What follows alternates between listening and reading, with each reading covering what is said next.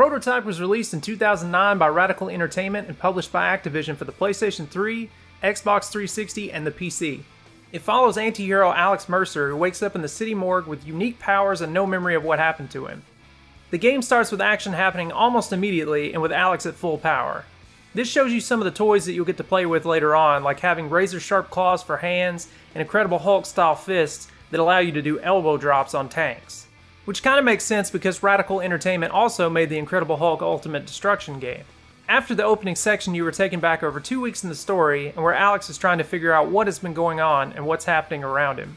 The story gets pretty wild, and I'm not going to ruin anything that it has in store for those playing it.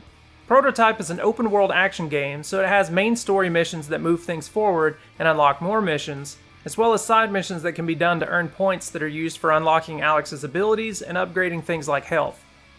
They include simple things like killing as many people as you can in a certain time limit, gliding off a building and trying to land as close to a certain point as you can, and racing on rooftops to gather orbs as fast as you can. The better you do at these events, the more points you get that you can use to upgrade things. If you aren't happy with your score, you can just do it again and try to nab more points. These events are very important if you want to survive, so doing as many of them as you can is ideal. There are also orbs that can be picked up that are scattered throughout the city on top of buildings and also out in the open. These give you points also, and the more points you get, the better. Alex uses parkour, or free running, to get him around the city very quickly. He will be jumping over cars, small obstacles, and also using maneuvers that non-superhuman people just can't do, like running up buildings, gliding through the air like he's part flying squirrel, and using air dashes as well. This helps getting around New York City in a flash, and you can honestly get from one side of the city to the other in what feels like no time at all. And if you played Saints Row 4 and liked how you got around in that game, then you'll no doubt feel right at home here. It's kind of like the development team of that game played this and really liked how Alex moves. Alex can also disguise himself as anyone by absorbing them. And yes, that's just as disturbing as it sounds, because he pretty much just smashes a person and they become part of him. It's also how you heal during intense fights, which you'll need to do all of the time because Alex can be killed quite quickly even though he's very strong. Using disguises is crucial at times though, because it can get strike teams that have helicopters and tanks off your tail quickly if you're getting overwhelmed by them and need to lose them. It is also used quite often in missions where you sneak into military bases, as well as learn cool new tricks like how to drive a tank. Absorbing people also has another use, gathering information about your past and what's going on in the city.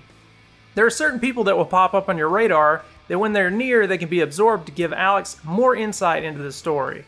People are getting infected by a virus more and more as the game progresses, and it's up to you to figure out what's going on and how to stop it. This is a neat idea, and I find that finding them all paints a much more complete picture of the story. Alex also has some insane powers where he can create devastating attacks like throwing out tentacles in every direction or raising spikes out of the ground to impale enemies.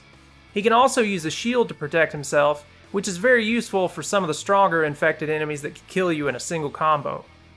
The graphics aren't amazing, but they get the job done, and I wouldn't call them bad at all. New York City is a pretty vast place, and the PC version seems to do a really good job of showing how far you can see out into the distance. Of course, there's nowhere near as many people on the streets as there would be in the real New York City, but there's still a lot of activity going on. Sadly, the same models were used over and over, so sometimes you'll see like 8 of the same person walking in a group. Also, the AI is a bit off too. When people would panic and run because of terror happening around them, they would sometimes get stuck in a group trying to run away, and it just looked hilarious.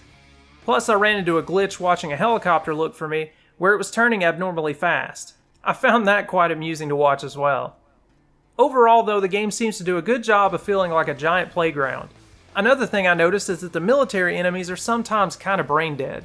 I mean, if I saw my commanding officer sliding down the side of a building at breakneck speed and then slowly just walking away, I would probably think something was up, but maybe that's just me.